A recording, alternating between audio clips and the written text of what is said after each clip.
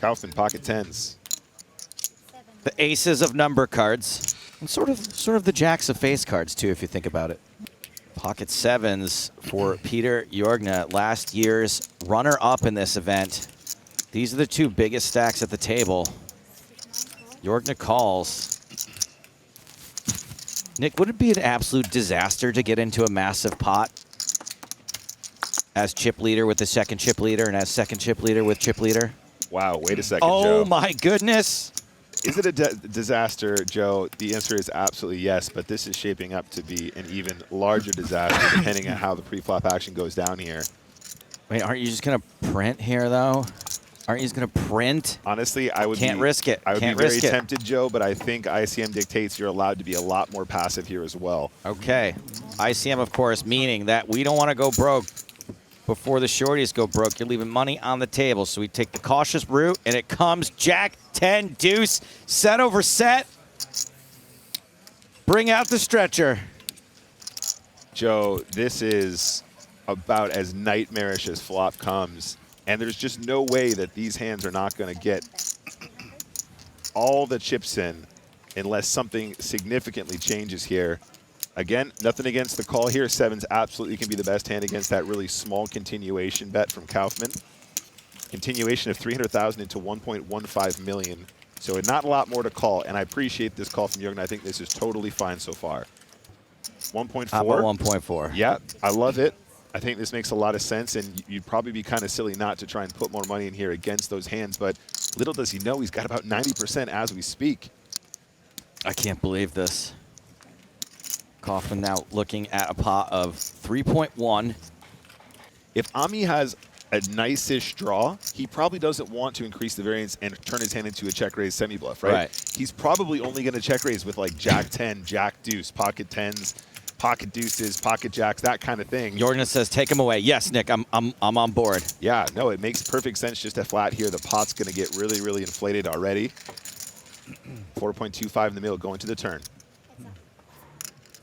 6 of hearts is that turn card. 4.2 million in the middle.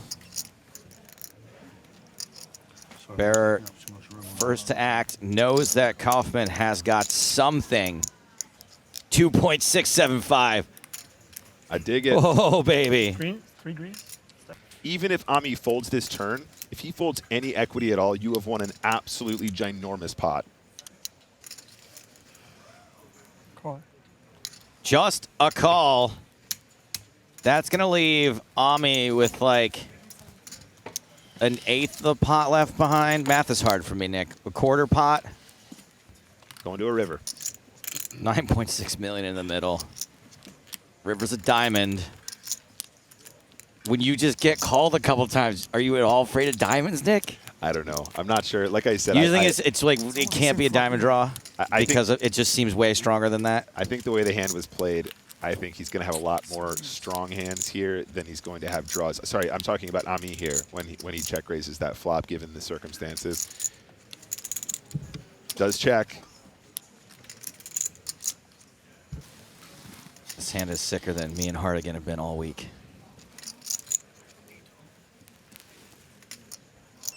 And it's about to get even more sick. 2 stacks.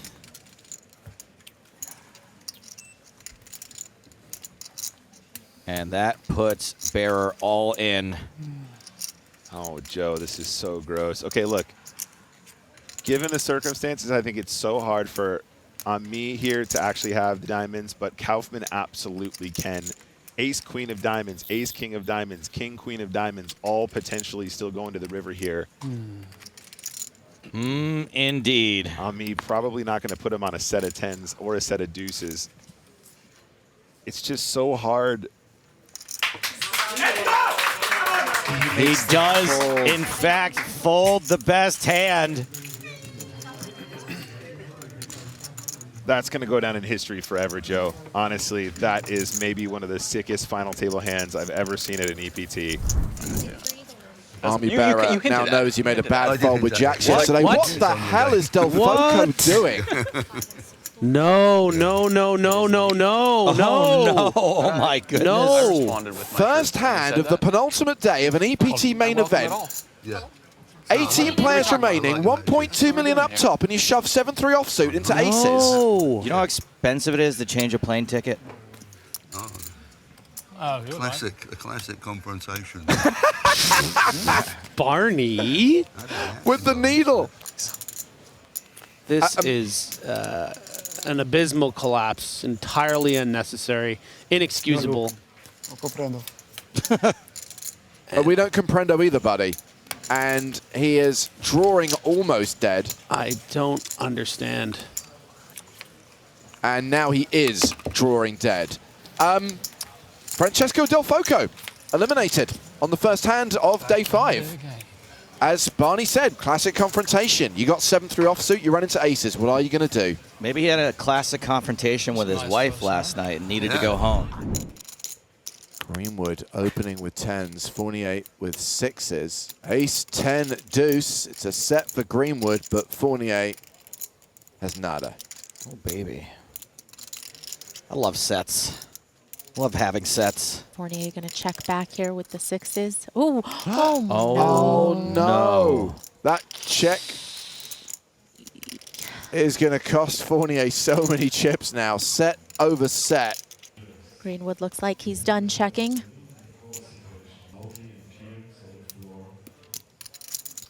This is what happens when you have unprotected sets. Meanwhile, you'll notice that we are down to 260 players. You'll notice that the bubble has turned red. Okay. I feel like that's one of the rivers where, again, I think if faced with a polarizing sizing, I don't think Fournier will raise. Ooh. So 98,000 in the pot. And Greenwood overbets again, 120,000. How does he know? How is he that good? So There's the gross. call. That is going to be a not insignificant dent in Gregory Fournier's stack. Crash zoom on Greenwood. So Mavritsakis is just called with ace-jack suited. Jatton with 6s. All right, who wants to squeeze? The invitation has been embossed and addressed. Who's going to open the envelope? Anyone? Seems like no. Cheap flop, 3 ways. Jack, 5-4. Top pair, top kicker for Mavritsakis. 90. Just taking over that betting lead. Jatton seems reluctant. Yeah, the 5 and the 4 out there keeps it interesting for him.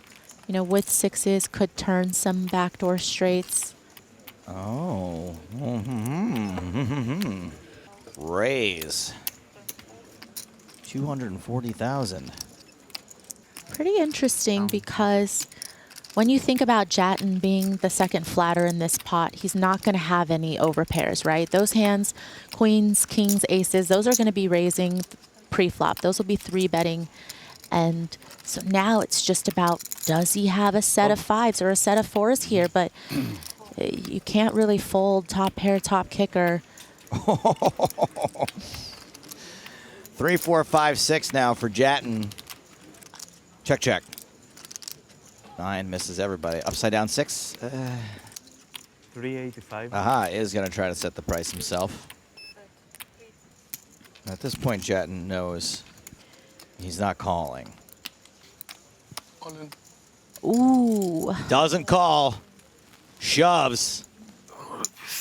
And this is what I was saying when we started the day and Jatton was at the feature table is I've read a lot of absurd hand histories involving Jatton, and he is a very tough person to play against. And just when you think maybe he was just planning on giving up on this pot, he shoves in a spot where Mavritsakis doesn't have all that much back, is getting a really good price. but also isn't just going to be calling it off here because it feels like the price is so good that somebody wouldn't take this spot as a bluff. So This is levels. levels on levels. Kicks it in. Jatton gets away with a huge one. Wow. Hello, the ladies for Ami is going to open the auction on the button. Jatine, 9 big blinds is a very short stack. So hands like Jack-9 suited are actually not a ridiculous 3-bet jam from the small blind versus a button open. But as you get shallower, James, you have a lot less fold equity. And he is going to pull the trigger here. I do think that this move works more often and slightly better when you're deeper. Looked like Ami was already chuckling to himself, James. Still got the big blind to act. The chip leader, well, he's folded. Bearer is going to call the shove. And Farid Jattin is at risk of being our 12th place finisher. Gets it in with Jack-9 against Queens. Yeah, Queen's going to be a huge favorite here, especially with the Queen of Diamonds. 1 less flushing card, 2 less straighting cards for the Jack-9. 9-6-6. A little bit of hope for Farid Jattin, as in 2 outs. So you're saying there's a chance. With the paired board, the Jack doesn't work for him. 8 on the turn, and Farid Jattin now drawing to 2 outs. Needs a 9 on the river, or we're down to 11. It's a 9! Oh, wow. What a run out. What a beat. Thanks for watching this video. Make sure to subscribe for more awesome poker content. And check out this video. The YouTube algorithm seems confident you'll like it.